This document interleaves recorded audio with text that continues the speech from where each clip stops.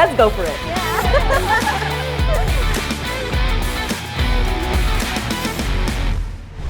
Today, I'm honored to have with me some exceptional women who are pioneers, trailblazers, and leaders in their respective industries.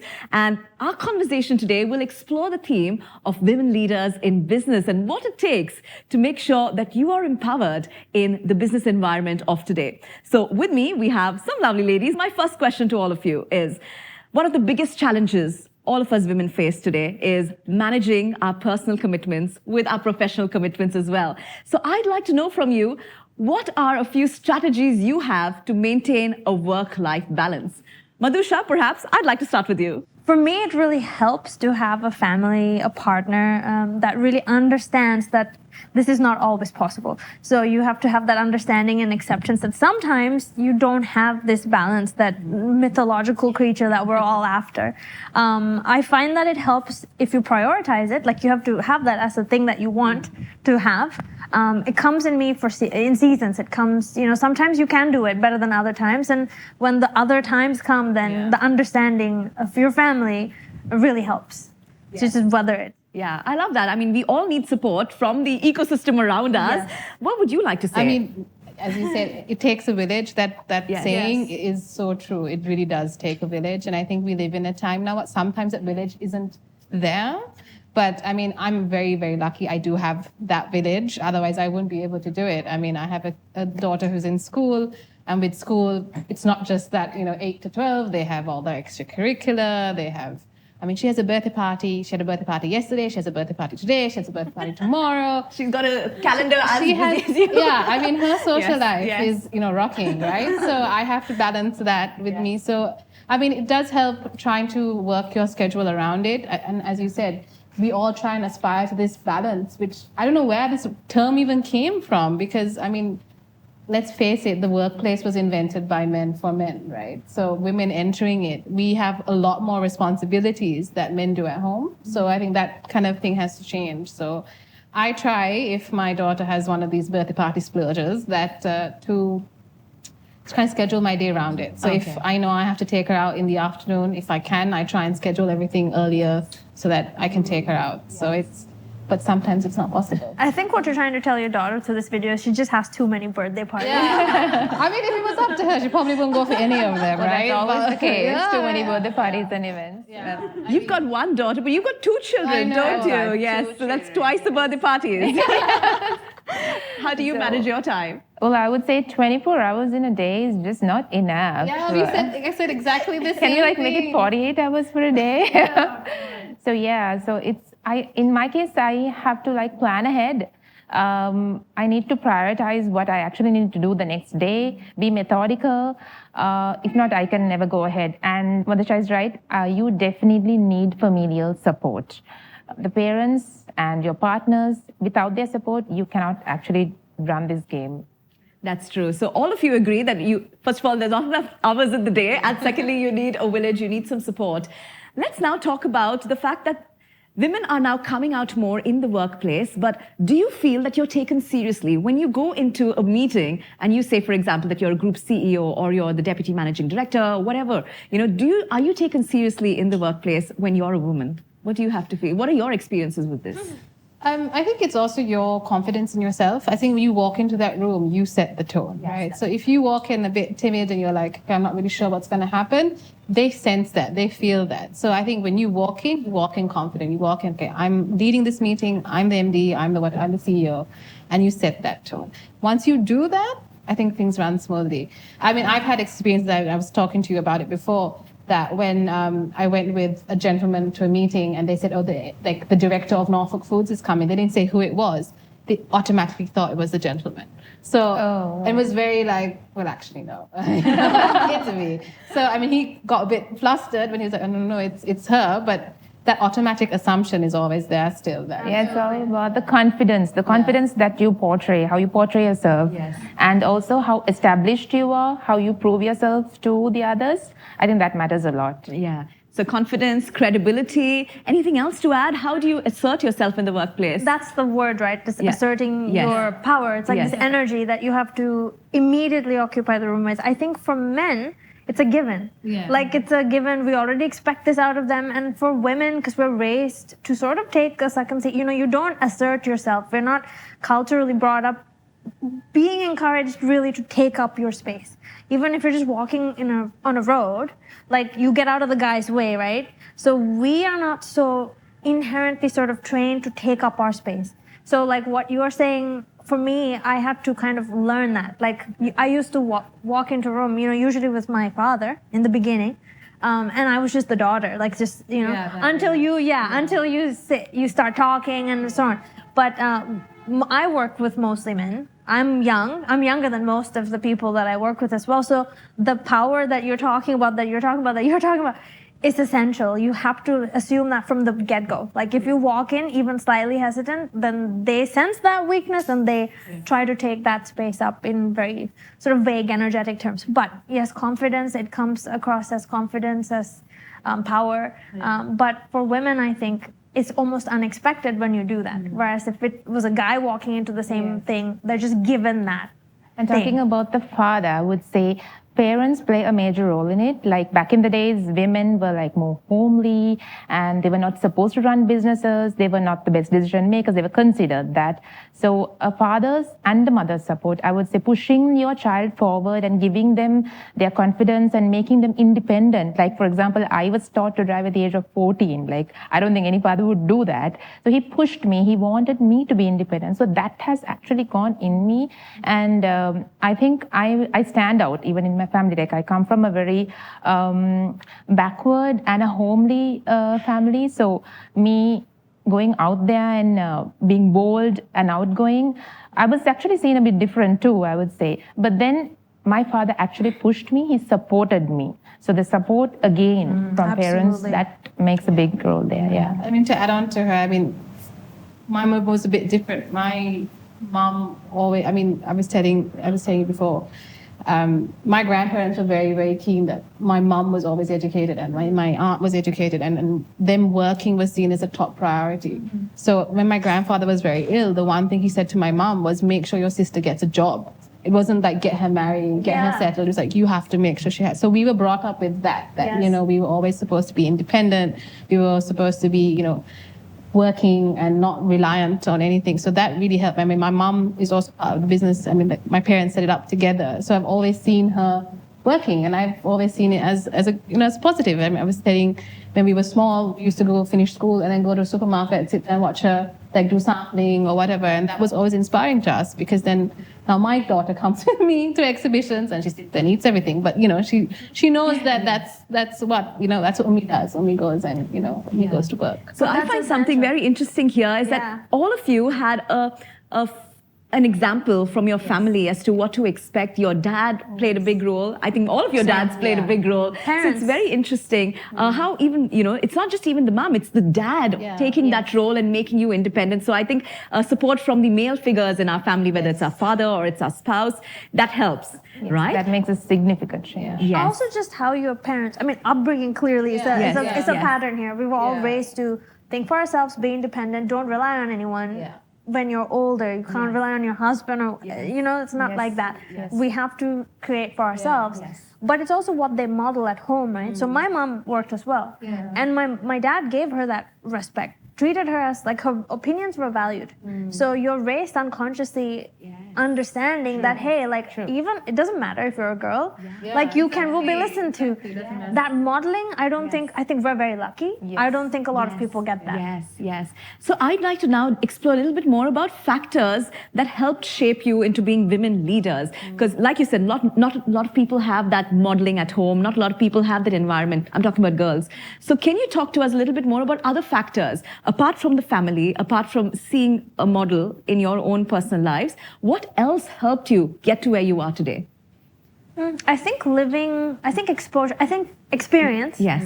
Experience outside perhaps this country. Yes. I think we've And all all had three that. of you had that, yes. And understanding that things can be done differently, women can function in a workplace differently. It doesn't have to be the stereotypical thing that we're raised with perhaps here. That helps. And also sometimes when you're not left with a choice, like you're sent abroad for studies and And you've not done you've not done your marketing previously. You don't know how to cook. You don't even know how to wash your clothes or make a meal. But you don't have a choice. But you need to learn it anyway. So that's also quite challenging. And if we've come through that, definitely we can go higher. But also, I think if you're not given the opportunity to go abroad, I think working from a young age. I mean, for me, I knew I wanted to join the family business, but I didn't want to be just given it, And I remember I started doing summer internships when I was 16. So every summer I would work somewhere different, and that exposure also gives you like a lot of clout in what you want to do with your life. I mean, same for me. I started as a management trainee, and then over the years you work your way up. I had a significant gap between when I was CEO and before I was doing my master's. Education too, I find, like the more that but let's set that aside for a minute. Just the working your way up thing, because you really have to earn it. And if you don't have to earn it, perhaps you don't appreciate it as much. When you have to work your way to it, then you really value the things that you have accomplished. Like for me, it's as simple as having a healthy amount of respect for my word. Even I don't take that for granted, because I really had to earn that, being like young and family company. So people have seen me when I was a child, and then respect has to be really they've like carried you or whatever. I know, right? They've carried you down the boss. Exactly. It's really hard for people to adjust to that. So actually, when I started, I lived with my parents when I started working, and they were both going to work, and they're like, "You're a trainee, you can't come with us." And I was sent in the bus. And I saw them going in the car, and I'm fine. So they were like, "No, if you want to be taken seriously, you have to do this. You have to work your way through." So I did. My first role in the factory was garbage. Like I had to learn how to manage. It's like drastic. But what they said was, if for a food factory to be clean, the rubbish has to be cleared out on a regular basis. So if you think that this person is not important, you're not going to get your job done. That's true. So I love what I heard from you, because you spoke about education, you spoke about experience, you spoke about exposure to different environments, and also about earning it. It's interesting how all of this start with the letter E. But let's now talk about what still needs to be done in today's workplace, because even though you are in positions of power, there are a lot of women who are not given that privilege, because to some extent, we've been given a privileged position here, but it's not a given for many women in this country. What do you think needs to be done to improve the participation of women in the workplace? Well, I think emotional intelligence, that works a lot here, because now when you recruit, like my company is like 99.9% female. So when you recruit, especially when there are single mothers or even mothers, we need to be adjustable, like even with their shifts and all of that. And we need to understand that a single mother or a mother would definitely need time off or need adjustments with their shifts. That's one thing. And when it comes to female employees, they should not only learn to work a 9 to 5. They should know that they have a goal that they need to work towards. So it's not only about working, it's also academically getting qualified on the other side, because if not, they are going to be in the same position. So I always encourage them. That they have to have some kind of a, studies or some kind of a specialization going on the side along with work. So I think that motivation needs to come from the boss or the leader there in the institution. All right. Any other ideas? How can workplaces help it be conducive for women? I mean, for women, I think it's the support given. We have to realize maternity leave, I don't think is enough in this country. No, it isn't. It is not. And we have a high staff turnover because of that. I mean, initially people say, okay, feeding time is not enough. And it's something that we have to try and change, because otherwise we're not going to have women in the workforce. No. It's not practical. How are people supposed to leave kids at home and then come? Providing daycare or a creche at your, we are trying to do that, trying to overcome our high female staff turnover. And as you said, be a bit more flexible. We have parents' days, or our kids are sick or whatever, and how we can work around it. It's it's a big change, I think. Yeah, I think so. As I said, because the workplace was not meant, it hasn't been designed for that sort of structure. It's kind of funny because for us, most of our workers, even though the prevailing attitude is as if it's mostly men doing the hard work, so working at the factories and stuff, but for us it's mostly women. So our worker force is predominantly women, but our staff is predominantly men. And I think there's a socioeconomic difference, right, between those two particular groups of people. So you have the workers who just daily wage, they go to earn, like to supplement their husband's income. That's what those people are doing. And then the work, like their staff, could be different. That could be multiple sort of angles. There are people trying to make a career for themselves and people who genuinely like enjoy working and are supported now more by their families. But I think it begins at school. Like you have to teach kids that this is not this big gender disparity between who should be working and who should not be working, or who can, go high up there and who can't. Like right now, it's just like, oh, okay, it's gonna be tough for you. If you're like a female and you wanna go like all the way up, the implicit thing we're taught is it's gonna be hard. It's not this explicit words that people say, it's just this implicit attitude that you go to the workplace with, right? It can be fostered by women or men in the workplace because it's unconsciously done. I find that like for me, ever since I like sort of started, we've been trying to actively change that mindset. So we have like women's associations where we sit down and talk about different people's experiences in the different corporate, companies they come from. Like, let's talk about what your experience was like as a woman. And when you share stories like that, it's such a simple thing to do. When you hear everybody's stories, like I'm hearing your story and your story, you realize there's so many common patterns. There's so many similar challenges we all had to overcome. And by talking about it and then starting also with the kids, I think you can make sure that the change continues. It's not just me. It's not reliant on you being a great boss or you being a great boss. It's a shift in attitude, right? Mindset. So I think once, and maybe it's slowly happening already, but as it happens, as it continues to happen, I think we will see more and more very career-driven women entering the workforce, not just men. It's a given that men, are very career-driven. Not so much a given that a woman is career-driven. Usually, like, it might end if you have a kid. It's like an assumption that, like, even when you're interviewed, it's a question that gets asked sometimes. Do you plan on having any kids? Like, that's a roadblock. So that's interesting because if you're thinking about the workplace of the future, a lot of it depends on how these kids are educated to get to that level where both genders are considered equal. Let's now talk about emotions as women, okay? Your emotions in the workplace. As women, do you think they help you or they hurt you? Do you think it's a strength or do you think you have to control your emotions sometimes to be effective? I think both. To answer your question, yes, absolutely, you have to control it. But I think the emotional intelligence that women bring into the workplace is maybe our greatest strength. It's super underrated. I was sort of watching myself in these various leadership positions, right? And you don't know, I don't know how to do everyone's job better than them. I'm not a finance person. My background is in psychology. And I always thought, is this a weakness? Like, should I have been trained like differently perhaps for this position? But like, as I spent more time in these positions, I realized, no, what I bring to the table is something different than this technical thing. There's so many experts that work for all of us that are so good in their technical fields. But the thing that I think perhaps women can uniquely contribute, and only because of the way we were raised, I think we were raised to pay attention to emotions, whether we're sad or you're sort of, it's okay to cry if you're a girl. You can read the room better. We are sort of raised with this emotional intelligence that men might lack sometimes. I don't want to generalize. I mean, there's some lovely, lovely men we all work with.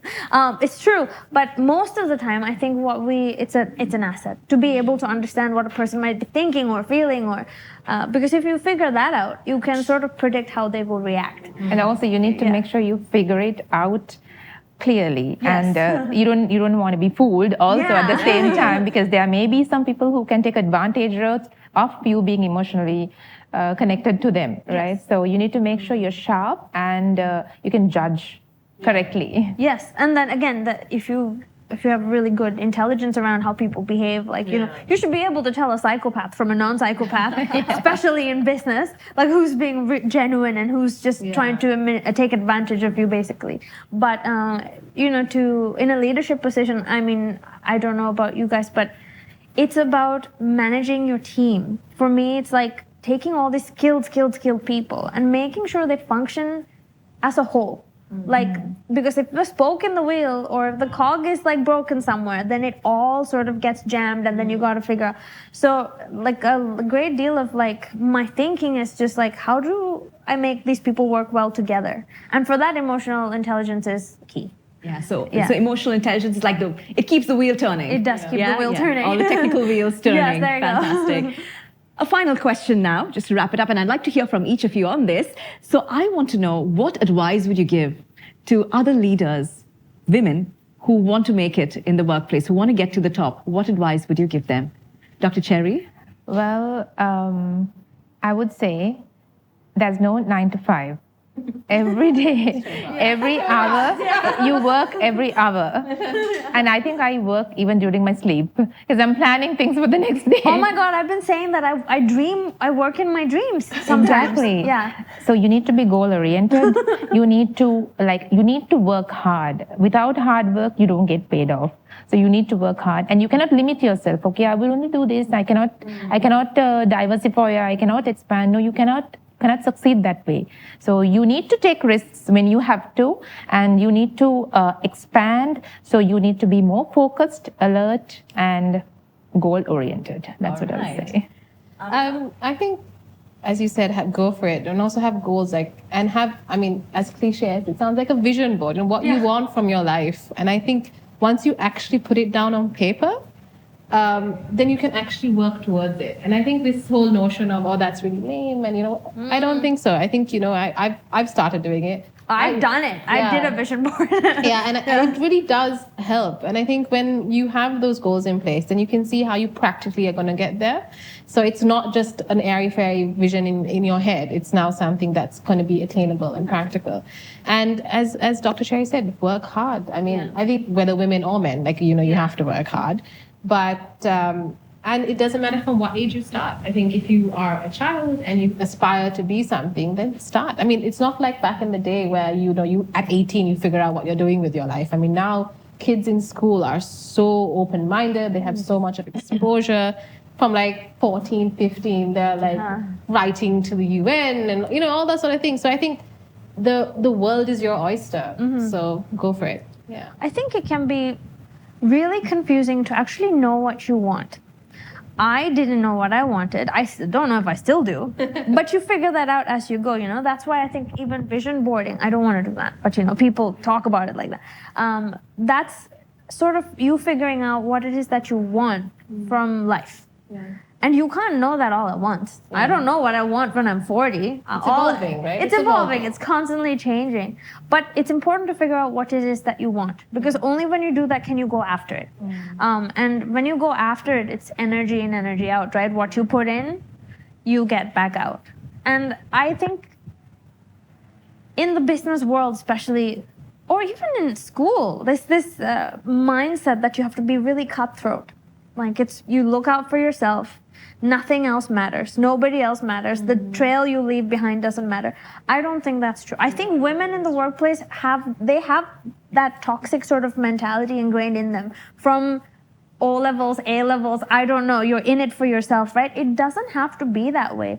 It can be a very supportive environment where we all sort of help each other, like you were saying, Dr. Cherry, with, empowering them to do other stuff, continue to make yourself better, and get more educated. We can all help each other do that. There's enough space in the world for all of us, in the workplace as well. So if you approach work with that sort of mindset, you'd be amazed at how you can open it up for yourself, but you should also really know your boundaries. When you know that as well, you don't let other people cross that so much. You can't let somebody ask you to work the weekend and work 6 a.m. to 6 a.m. the next day. Have boundaries, because if you don't have boundaries, especially as a woman, you will get taken advantage of. It's inevitable. So you need to have that space very clearly defined around you. Just to add on, I think there are some amazing female mentors in this country. Like I have worked with some amazing women in industry, and I think it would be really important if you could find one and get one, and that a mentor in your life, especially in your work life,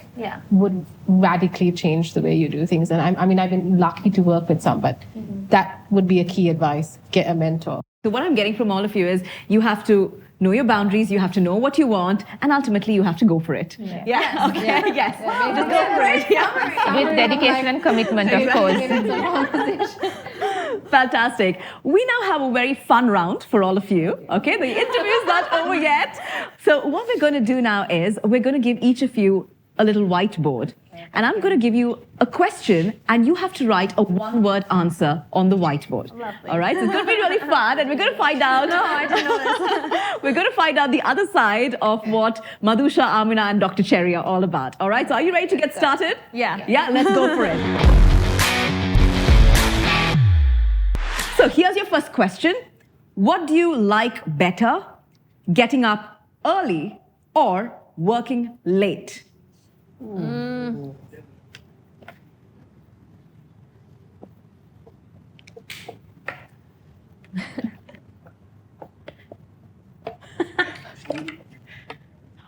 Okay. Oh, wow. That's the two people working late and you're early. I just really like sleeping. Like sleeping early.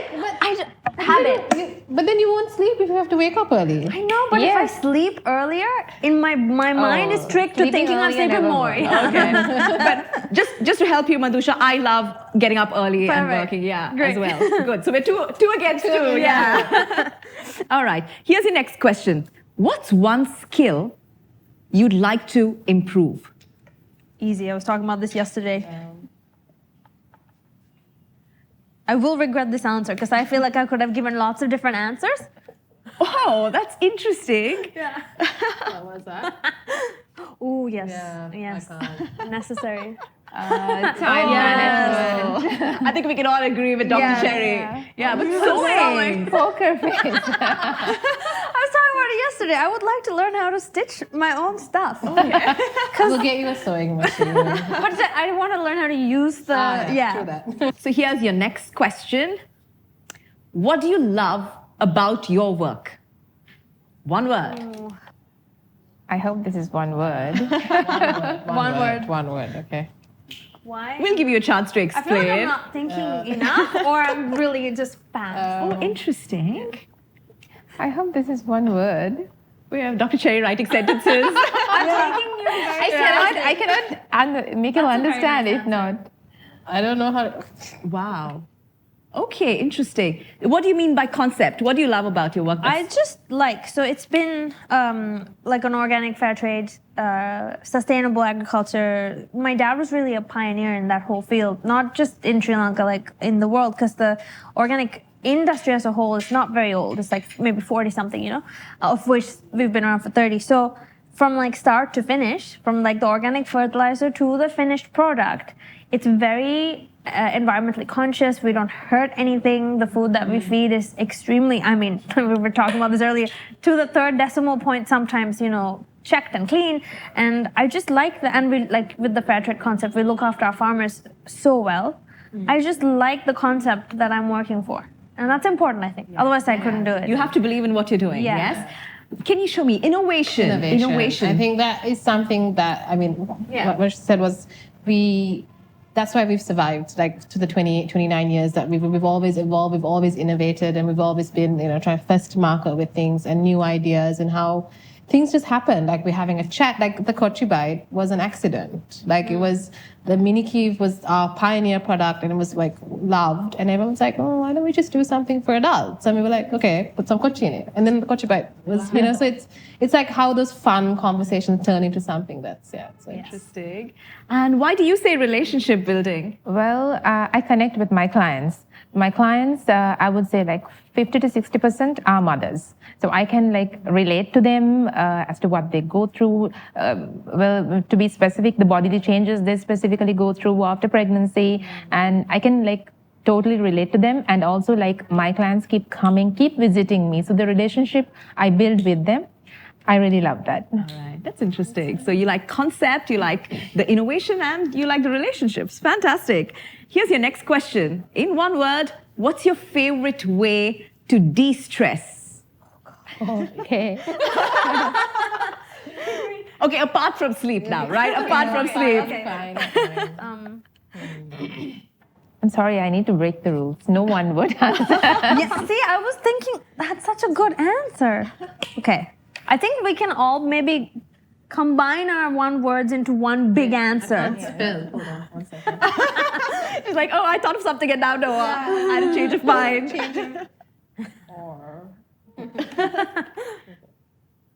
I think maybe for all three of us, four of these answers are true. We probably. can't pick one. Yeah. So All right, so travel. Do you travel a lot?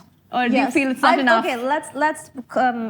This needs a qualifier. Travel for leisure. Not for work. I travel running for a flight for work is not fun. For Actually, pleasure. This is beach, actually. Yeah. Go to So you had Friends or Netflix, Yeah. and yours was a spa day. Yes. I thought coming to you is like a spa. I know. Your work is. For me, it's not. For me, it's not. Yeah, for you it's not. You're right. You need a work. You need a spa from. Yeah. Okay, cool. Here's your final question. In one word, if you had a superpower, what would it be? Oh God. Ooh, how to fit this? You know, you need a I bigger my board. genuine answer. I can't write it down. You can. Tell us the truth. Because I can't spell the verb, I'm writing the 2 words. Okay? I don't know if this is the right word, but I will explain. No, I think that's correct. Is that correct? Wow. Teleporting. I was gonna write. Okay, being invisible at high speed. Yeah. Okay. You have a theme, yeah, okay? yeah. Time management, high I know. speed. Because I want like fast. There's a theme in all of your answers as well, because I feel it's more about you guys want to be in 2 places at the same time. You want to do Or things like, twice as fast. Yeah. Yeah. All right. But I would love that. Imagine the stuff you I would know, learn. what you can We'd like to say a big thank you to our partners. Our title partner is Crescent, a product brought to you by Norfolk Foods. Norfolk Foods is a pioneer in the manufacture of specialized frozen foods.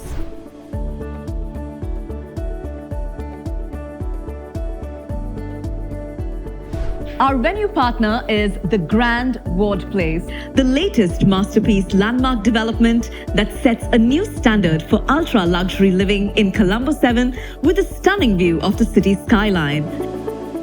Our outfit partner is Spring and Summer, and our hair and makeup partner is Chrissy's Hair Design Studio, Wattala. What do you feel you have to take away from today? What did you learn from each other? I loved meeting the 2 of you.